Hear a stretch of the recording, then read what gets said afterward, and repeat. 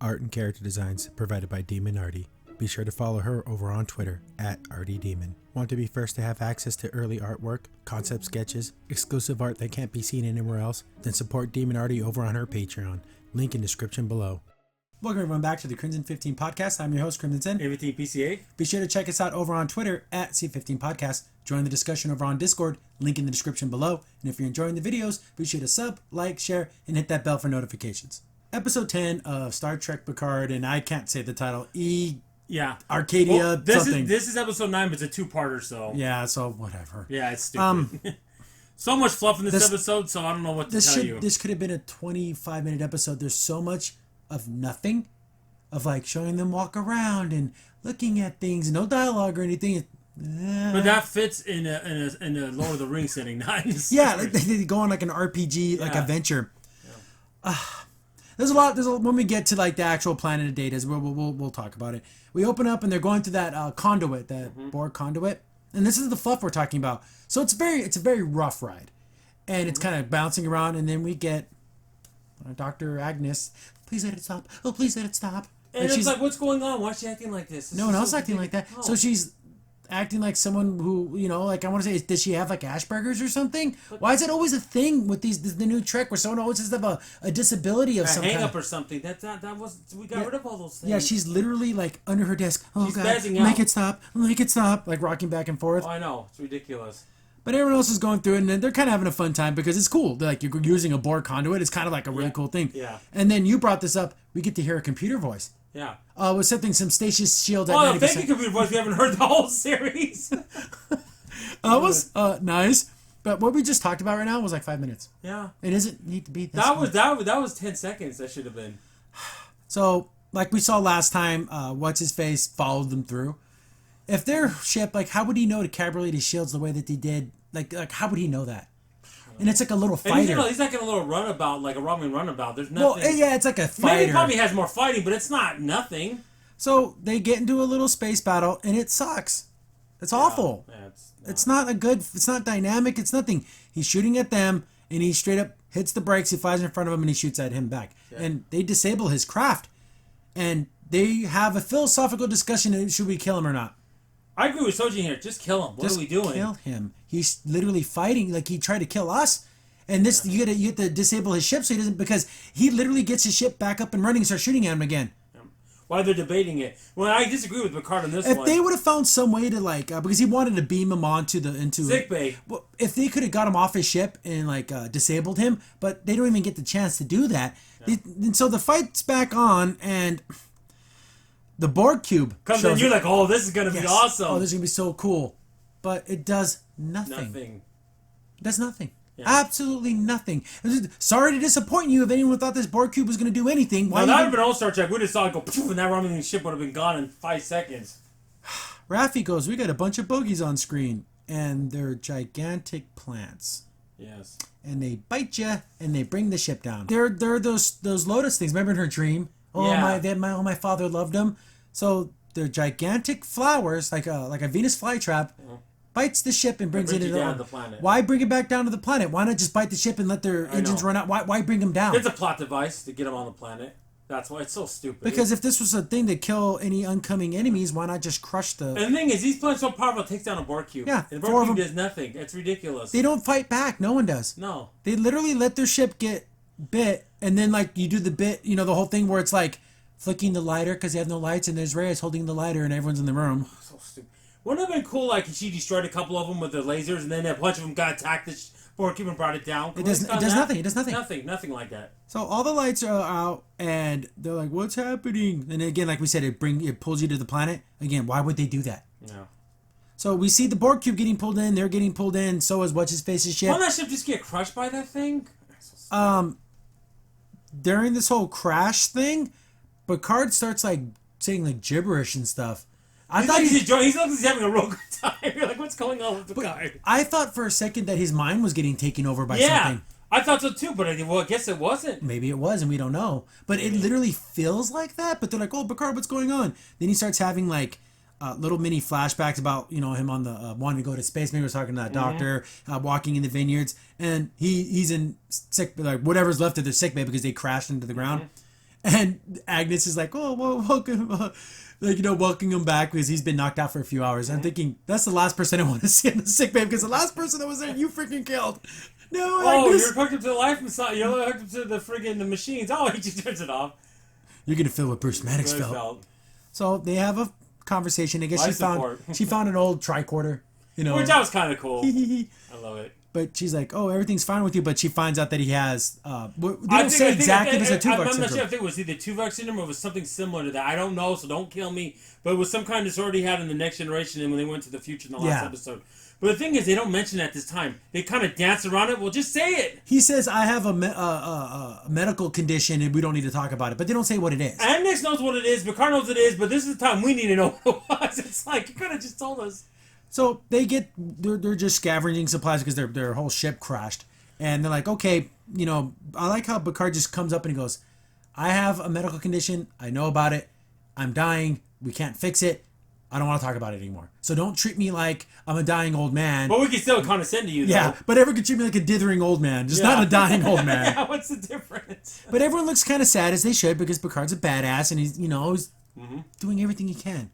Then they go, okay, reports. Reyes, what's the report of the ship? Oh, it's kind of beat up and da-da-da. Then they're like talking about like, okay, what are we going to do from here? I guess when they scanned the planet when they got there, they're like, oh, it's I don't even say how many kilometers away it was, but it's a little bit of a walk. It's a class in planet, so it can they can breathe air and everything. It has oxygen.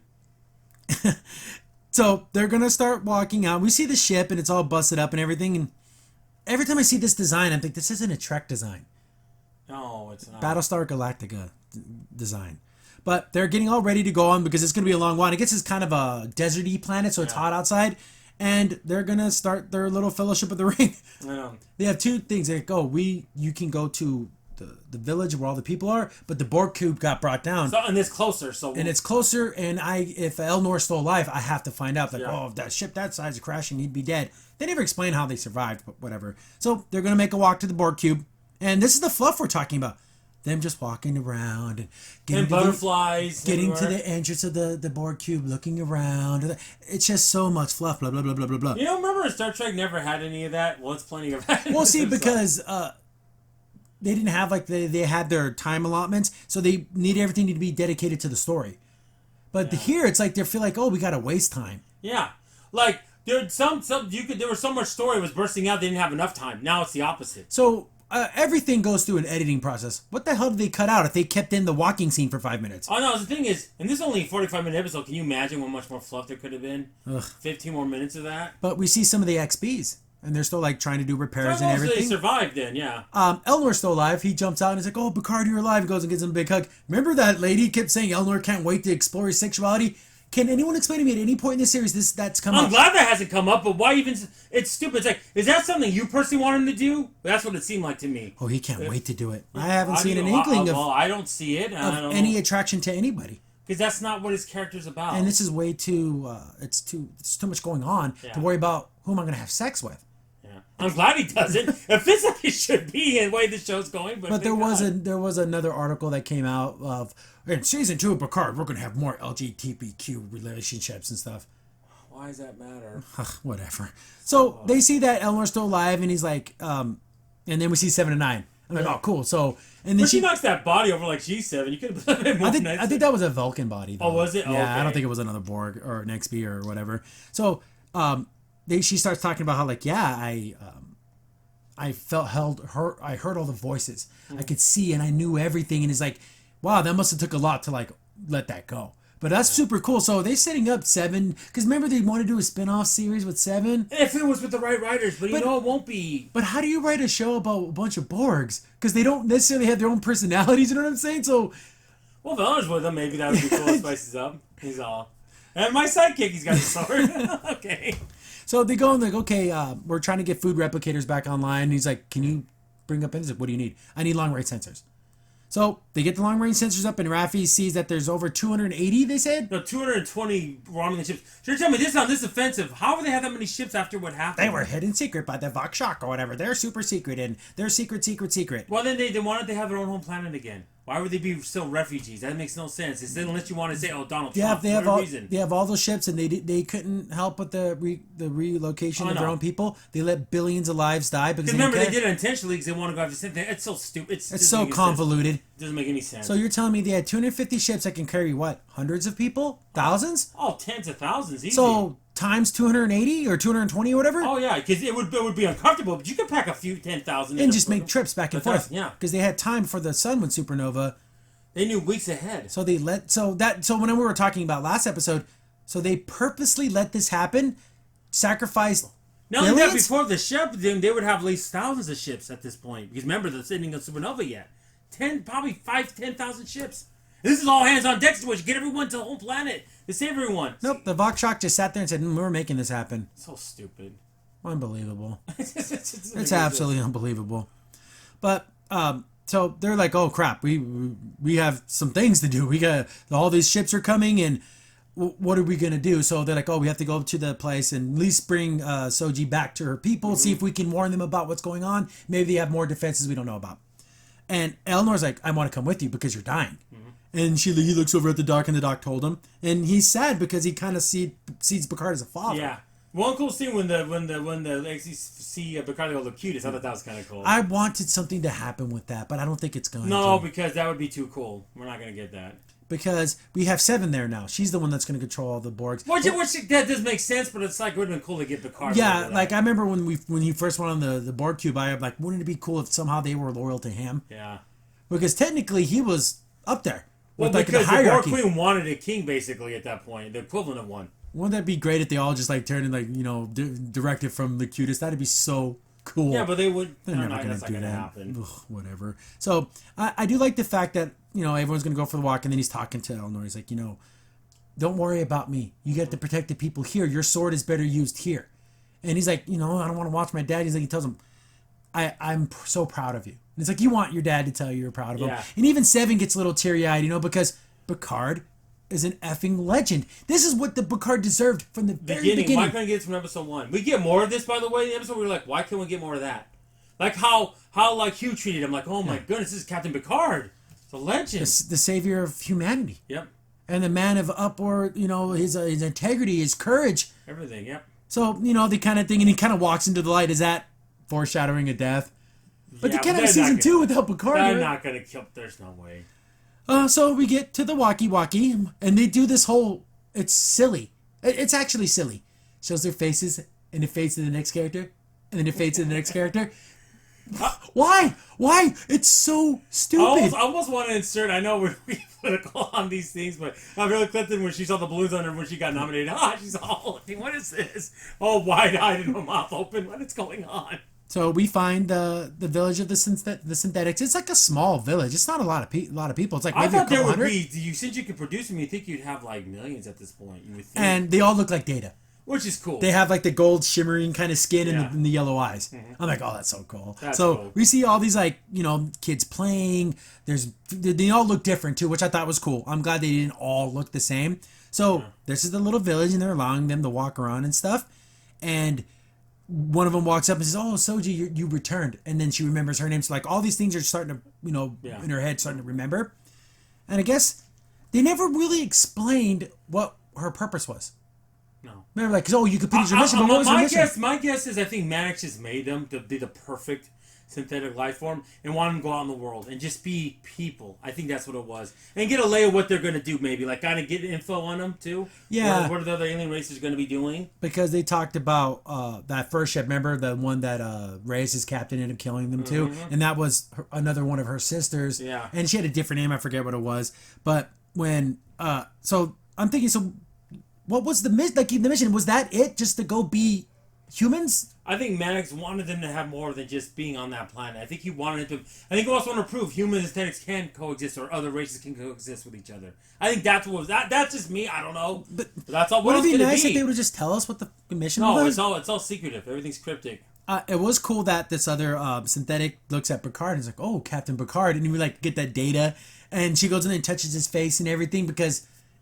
they know who Captain Picard is. You have a face of wisdom. Your face and your every line is courage and stoic, and that's so cool. And it was pretty cool because if they all, which kind of turns its back on the ending, but if they all have a little bit of Data in them, Data died for him. Yes. So they're going to turn around and not do that? That'd be stupid. I know, because that's what they end up doing at the end, I know. basically. We'll get into it more, but yeah, I know what you're saying. It's stupid. So it was nice to see that. And then we see... But Reyes is kind of like, he doesn't, he still doesn't trust them. And they're talking to the doctor, and they realize, Agnes or whatever killed Maddox. So they're almost like, you killed like one of her dads. Because Maddox was such a big part of their creation. Mm-hmm. And they talk about that stupid vision that she had. And we see Son had a son. And it looks like it's Brent Spiner. Yeah, it looks, of course, just like Brent Spiner, but it's his son. But like, he just abandoned his own son? Like, he's a human, but you're like, wow. Okay. I know, it's super weird. But it's cool to see Spiner doing stuff. That's super cool. I thought that whole situation was, it's just weird because he ends up, I don't know. You're not telling me he would never have told Data this? You would put it in lore in their programming? Oh yeah, I had a son, by the way. It's so weird. So Soon starts talking to Soji, and then they're talking about everything, and the mission, and you brought the Romulans here, but he kind of doesn't blame her. He's like, it's not your fault for not knowing what you didn't know. Yeah. Then he talks about how Maddox did all this because after what those other two people got assassinated, that he wanted to he was more devious about it. Right. So that's why he didn't give her the memories instantly, because instead of being just an emissary where they're going to get killed, sneak them into society. Like again, maybe. They don't explain. I think maybe it was also a big scientific experiment to see what would happen. Yeah. Maybe that too, because he is a scientist. So we get this other synthetic, and they're super sneaky. Thinking about like, why is this? What's the surprise? We're like, for like 3 minutes, we're like, why are they not showing her face? And it's another Soji one, but she has Data's skin or whatever, and she's very turn up the tinge of sexuality just a little bit, because she's wearing very little. Yeah. And it's like the way she kind of walks, moves, and she's like the way she moves her hand. It's very sensual. I don't. That's the way I. I don't see Soji like that at all. And to see her act like that, you're like, whoa, okay. So she shows up, and then they kind of talk about all their mission. And everything. Like, yeah, there's still a whole bunch of warbirds coming your way. Do you have any more defenses? They only have like 13 more of those Lotus Flaws. No, they had 10, and they had 15, and they already used like 5 of them. Yeah, so whatever the number is, it's not enough. No. And I'm thinking to myself, they don't have planetary defenses of any kind. These are synthetics. They would have made all this technology. They have nothing. They have literally flying plants. No grid, no minefield, no replicating minefield or anything like ships? That. Nothing. At least orbital ships that could go around the planet. So stupid. They don't have a damn musket. They have nothing. They're high intelligent beings. There's no way they won't be able to make those. But I forgot what her name was, but the Data looking Soji, she. They're talking about Agnes, how she killed Maddox and everything, and she talks about seeing that vision. Excuse me. Yeah. And they're like, oh, maybe this vision wasn't meant for you. It was meant for a synthetic. And then, Crimson, that's an interesting point. It was. And then now saying, well, she can't mind meld with it because she was kind of alluding to that, but like, well, maybe they said they're going to use a device or something. Nope, I was right. Oh, she studied Vulcan life, so she can do mind melds. She could do a Vulcan neck pinch. That's just a physical action, but you can't do a mind meld. You're not. You don't have don't you have to have a Vulcan brain? Yeah. Or am I crazy? You have to be a telepath, at least telepathic somehow. She has none of that. So she straight up does a mind meld to see it. It's a machine. They can't do that. That's insane. Yeah. That's absolutely insane. That would be like a human on the show be able to throw like a truck like a machine. No, they don't have the strength to do that. It's just not part of your physiology. Yeah. So whatever, and of course, and she just has that dead-eyed look, and it just seems so like just sensual to me. It just does the way she's kind of touching your face. The problem is the way she acts about it. She's too. I wouldn't want to say a little bit too more like a mistress as opposed to being a machine. That's the problem, or a synthetic, I should say. So we get the full story about this thing. This message was, for the humans, they thought it was a warning, but to synthetics, it was a promise, basically saying there are gigantic amounts of these synthetic lives out there that rule over universes. Well, yeah, they say galaxies. Galaxies. So that's in our universe. Star Trek's never been on that scale before. That's really. They've been to other galaxies a couple times, but they never meant like there was other. They never meant other races of other galaxies. That's kind of outside the purview of Star Trek. Then they basically say, once synthetic life gets good enough, and you send it this special signal, we'll come and save you because the humans are going to end up killing themselves. Trying to kill you, they'll end up killing everything. So we'll just get rid of human life, biological life. But that's not right at all. But I would bring up the point: you wouldn't exist if it wasn't for biological life. So who are you? One without the other. Yeah, who are you to take us out? And there's a point now you mention it, now I'm thinking about it right now as you mentioned that. Here's the thing. So that proves that who's the ultimate maker in the end? It was us that made you. You know what I'm saying?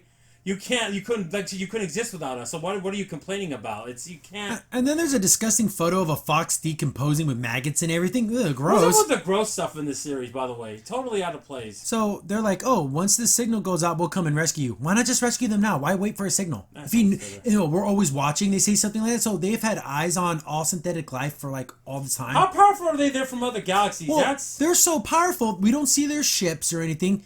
But we see a planet, they shoot one torpedo, blows up the whole entire planet. Yeah. Good Lord, these people are strong. That's what I'm saying. It's not even the Borg can pull that off. Exactly. So what the F? So this Data looking Soji's like, oh, this is fascinating. Then we get this stuff is it's interesting to the characters, but it's not interesting to anything else. It's just more fluff. Yeah. Agnes here is talking with Sun's son, and he's like, what you did was it's almost unforgivable. Yeah. What you did to Maddox. He everything you worked for, and he talked about you often. You loved him, but why did you do it? Exactly. But then she talks about like, oh, in the time. I'm thinking that thing must have effed up her brain. You know you can't force a mind meld, but whatever. In this series you can. So. But he's like, hey, you want to make up for what you did? You can help me with this. I guess they're starting to do like this brain transfer thing into a synthetic body. Yeah. And I'm thinking, oh, is this going to be the answer to something? Maybe. Well, remember in that one episode, that one old guy who was dying did that, put his mind into Data's body. Yeah. So there was someone already did it, but now they've achieved it too. He says he hasn't gotten it perfect yet. But he's got. But is this how we get Data back? This is how we get Brent Spiner back? God, if we get him back, I'll you know what? I'll forgive half this series. And since he'll be like a robot, just make him CGI, and then it'll just be his voice. So then he won't look so old. Yeah. Wouldn't that be cool? That was so cool. But it almost seems like he's not on the side of the good guys at the end of this. It flips so hard. To a stupid point. Yeah. It really does. So they have that conversation, but she's going to help out. Then we get Soji and Data Soji are talking like this is the only answer, the only way. She's like, and our Soji's almost like, no, we have to figure out a way that doesn't kill so many people. But she's like, why does it matter? I mean, at this point, I'm with the Data Soji because like they're attacking, basically say, look, they're attacking us. We have no choice. We have to defend ourselves. Yeah, they're coming to us to kill us. Yeah. This 200 plus ships. Yeah. So during this whole conversation, they're realizing maybe the only way to make this happen is to call those people. That's what I was thinking at this time, but that's gonna wipe out all organic life. But your guys are going too far the other way, though. Then we see that they captured our Vulcan homeboy here, our Romulan guy, and of course Soji sees him like, yeah, this guy's a piece of garbage. We can't trust him. Then we get more nostalgia thing, and Agnes has a cat. I'm like, oh, it's Spot. I just Spot the third. It's Spot the second, actually. I was off. And then the hero of the episode. So, but we have this whole thing between Reyes and her, where they kind of have like a little budding relationship thing here. But it just barely only known her for like a week, though. It's not like I don't know. But here's the thing, though. She is like, talking to him about like, the synthetic life and everything. He cares about her, but at the end of the episode, she basically chooses to get rid of him. Like, get rid of human life. Oh, yeah. So I guess that connection was nothing. Oh, no. That's what the ending made no sense. Yeah, that's why I hate the ending of this episode so bad. That one of the synthetic lives goes to Raffi, oh, here's this thing, and it literally looks like the Ocarina of Time. Yeah. First it looks like it does look like the Ocarina. It literally does. Yeah, like it has little holes, like, and she's like, oh, it fixes things. Well, how does it does? Oh, just use it. Your imagination. Sonic screwdriver. Yeah, use your imagination. Sonic screwdriver, and that's from Doctor Who. The Crimson said, so that's ridiculous. So it's some stupid fix-it-all thing. Let's take another stupid sci-fi trope and put it in this. Oh, it just fixes things. Don't worry about it. Don't ask questions, you idiot. Then we get Can it make alcohol? Yeah, can it do anything? She's like, can I smoke it? So that's a thing that's gonna come into play somehow, I guess. Of course it is. It's such a stupid trope. It's so dumb. Give it to the Borgs to assimilate. Ooh, that'd be cool. Oh, but again, we can't think of cool things like that because it never happens. But so we get a very nice scene, which I like. But again, it's fluff. Raffi's like, you know what, Picard, because she's gonna go back to the ship, try to fix Rey's ship. You're gonna stay here. Like they're all kind of parting ways. And she's like, hey, I'm gonna break the rules. I'm gonna hug you. I'm gonna say I'm gonna miss you, and I love you. And I know you don't want to be treated like you're dying, but you've done so much for me. Yeah. I just want to thank you. Where was this? Then I love it. Then Picard's a little awkward towards her again. Like, oh, this is awkward because Picard has a hard time. Yeah, showing emotion. But here's the thing, though. That's just how you should have been from the beginning, Raffi. See, Raffi, now don't you feel bad that you were so horrible to him early on? Yeah. It seemed like he's a dithering old man. But it's super funny because because Picard's thing is like, Raffi, I love you too, and I thank you as much as you thank me, and then they kind of part ways, and that was nice. Wouldn't it be nice to have a few of these episodes in short treks that would have built up the relationship a little more? But I know I've said it before, but it's ridiculous. And I saw this, and I had a little glimmer of hope. Maybe it still gets out. Who knows? He's Picard's in Maddox's old office making a super secret subspace thing to the Federation. I am invoking a first contact situation. They are the Romulans are mounting attack, and the Federation needs to come in and defend this race of people that done nothing wrong. Remember all those Federation ships that are at Deep Space 12? Why can't they get there? I know. They're right there. Because here's what I was thinking when I saw this part. I'm like, oh, maybe we'll have a Kittimer situation where these new synthetic lives will come in and see that there were humans defending these lives, and see that, oh, maybe not all organic life is bad, and maybe we'll get something from that. Oh, no, what? Now you know what? I know that'd be awesome, but also would be awesome too. I'm thinking about that little device you just said. The Borg got it. Well, all their hive minds together, they make like this cool like shielding that defends them against all the things. How cool would that be? How would these people feel about the Borg? Because they're not necessarily organic, but they are. I'm kind of worried. I don't want these other people coming and saying, well, that's the answer. And they start assimilating everyone. Like, I don't want that. Or the answer is put your mind into these robots. Yeah, there's going to be some kind of hybrid of that. I'm wondering if they're going to look weird. Yeah. Like funny weird. And then at the end, the Borg gets a transmission. They know, oh, they have that tool. And then the other Borg come and try to get it from them. See, how much cooler does that sound? No, we're not getting any of that. So I shouldn't get myself excited for it. Yeah, I know. They just seem like pretty okay, cool ideas. And they never seem to go. They never goes in that direction. So we get back to our Romulan guy, and at first I couldn't understand what he was saying, but he's asking for water. Yeah. It's like, I have some in my backpack, open it, but then that other, one of those, the synthetics, like, okay, I'm going to do it, but Soji runs up, don't trust this man.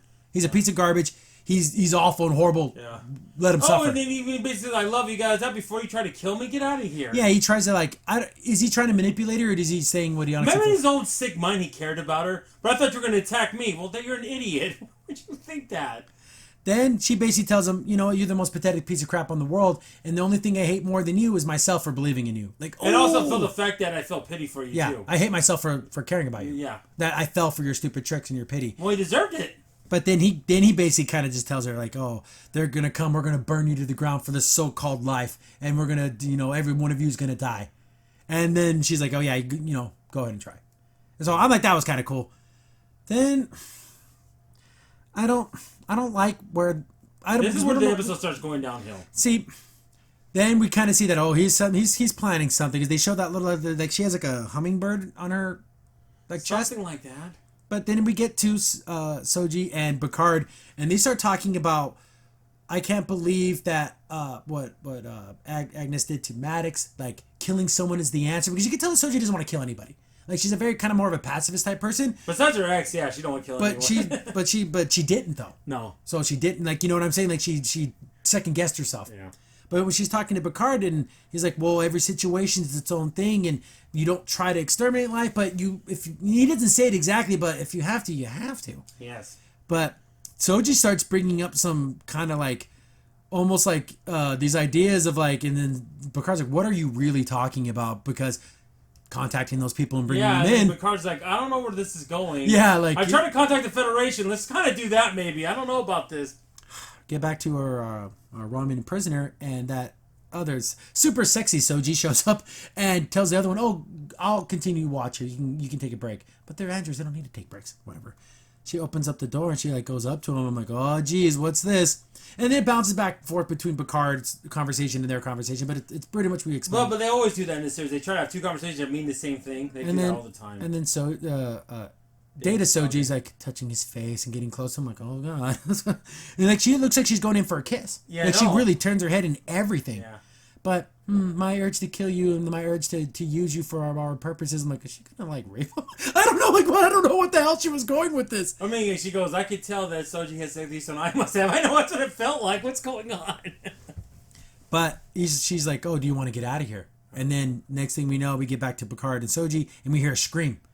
Run out there, and that one android, the other one that was out there watching, got stabbed in the eye, that little butterfly thing. It died. Here's the thing: why did she have to die? Why did the other Data Soji kill her? To turn the tide. I know, but like, why would you do that to your own sister? You're a bad person for doing Question: aren't all these androids crazy, super strong, and super fast, and super everything? Yeah. How could this? But maybe it was her Data Soji that did it. Yeah, without a doubt, that's what happened. Yeah. But I'm just saying, logically, they wouldn't have thought that it was one of their own. But you have her hyping it up. She's the hype lady. Look what they did. Yeah. And I would raise, man, how is that even possible? Not possible. Couldn't they like go in her brain and get like her video logs from her eyes and everything? Well, no, I thought they could do mind melds apparently. So shouldn't they just do that?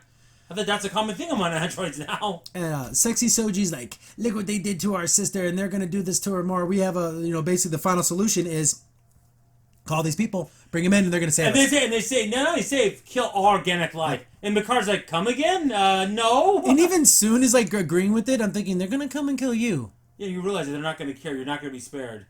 So, and then the way Data Soji says someone will be spared, like, oh, we'll treat you like pets. Well, that's not good. That's not right. That's no better how they treated you on Mars. And I like how Picard comes up there and he's like, you know what? So I guess the Romulans were right. Yeah. You are the destroyers. You are the monsters then, basically. And he's like, this is what we're going to do. Our ship has enough room for all of us. We will get out of here. I'll get you safe, and I will make sure, and I guarantee that the Federation will protect you. Oh, they didn't protect us before and all that, but... And then soon Sun says that, I'm like, oh, they didn't listen to you before. Like, what are you doing? Shut up. But I think he wants this. Yeah. He wants this whole synthetic life thing that happens. That's ridiculous. And so they're basically going to throw Picard in jail. They're going to just hold him in a holding cell. And then, like, they're like, yeah, her too, because Agnes is standing there the whole time. She's like, oh, please don't throw me in jail. This is everything I've ever wanted. I can be like, because even Sun's like, oh, this is kind of like your mom. Because her science and her technology helped. She killed Dad, but she still could be your mom. She stabbed your other daddy in the eyeball, but it's okay. Well, she freaking turned off his life support. So they kind of believe her, and they're going to throw Picard in jail. And then he even looks over at Soji. You agree with this? Everything I've done for you. Risk my life. I think Soji's the most human out of all of them. So I think she should have the empathy. And I think clearly this Data Soji's missing. There's something wrong with her. Well, that commandant lady is on the Vulcan ship. Vulcan, I keep saying Vulcan. The Romulan ships, and they're going to be there in a day. Or 12 hours or something like that. For 200 ships. And that's the end of the episode. But like I said, when we get to this ending about like, oh, let's kill all life. Yeah. That's their answer. It's ridiculous. None of these people have that kernel of data. When they see Picard, they get this sense of... we got to protect him. He cared about us. He fought for us. Data died to save him. What does that say about what they're doing now? Yeah, I know this would never happen in a million years, but how cool would it be that they get because also that Romulan guy goes to the Borg cube. He's doing something there. Well, that's in the preview for next episode. Yeah. So we don't know what he's gonna do. Yeah. But wouldn't that be cool? Somehow she gets hold of the Borg Queen and say, "Look, these are synthetics going to kill everyone, even you. So why don't we pound them together?" But why would that other Soji let him go if he was gonna not help? Well, he's gonna help their plan, the evil Soji. He's gonna help with them somehow. Maybe he's gonna do something and say, "See, look at, they're all like that." That's what I'm thinking. What else could it be? Because it would make no sense unless he's gonna go on there. Oh, I'll. It's weird because his whole plan is to kill synthetic life. So why would she trust him? And why would he trust her? Unless they're gonna double cross each other. Maybe he mind melded her. Maybe. Maybe she mind melded with him. I don't know, because she could do that. That's a thing, and that just blows my mind. That's a thing now. That synthetic life with the positronic brain or whatever can do that. That doesn't have anything, or you don't have organic brains. No, you don't. This isn't Battle Angel where she has a human brain. It's a complete computer brain. But this is all generic sci-fi. Yeah. That's what it is. That's what it is. We have one more episode. Thank God. I have nothing else to say. I don't know. And then the thing I said there was interesting philosophical questions, but it gets muddled with all this crap. That's the problem. Ugh. They don't know what they're doing, and it's just a shame because all the cool ideas we have, I want that show. I don't want this show. This is ridiculous. I want a giant space battle. It looks like we might get it, but I want that Borg cube to get up there and start ripping stuff up because I don't care if it even gets destroyed in somehow 7 and never get out of it. I just want to see that thing do something. I don't know. We have one more episode, and I don't know. Not only that, you owe humans and you owe those aliens your life for making you. Don't you realize that? And you only notice the Romans are doing this. Yes, they talk about the humans banned you, but the humans didn't go after and kill you. There's a difference. It'd be like, okay, you can't make a baby, you know what I mean? As opposed to someone killing a baby. You know what I'm saying? There's a big difference. I don't know. I don't know where they're going with. Oh, you're no better than the Romulans. Well, no, they're not the Romulans, though. You can't say that. Actually, we're a whole lot better than them. Actually. I know. It's ridiculous, but we're the same now. Remember that. Yep. How dare you? That crap. I don't know. I don't know what's face is going to do on the cube. Is he going to look like he's helping and then last second turn on him? I don't get it. And why would they even trust him? I know. Someone wouldn't trust him to kill this guy. She's like, get this guy. She wanted to kill someone over Egypt that she shouldn't have done. Well, now's the time to kill someone. Whatever. In cold blood. We'll find out next week. Yeah, but that'll be over with. Thank goodness.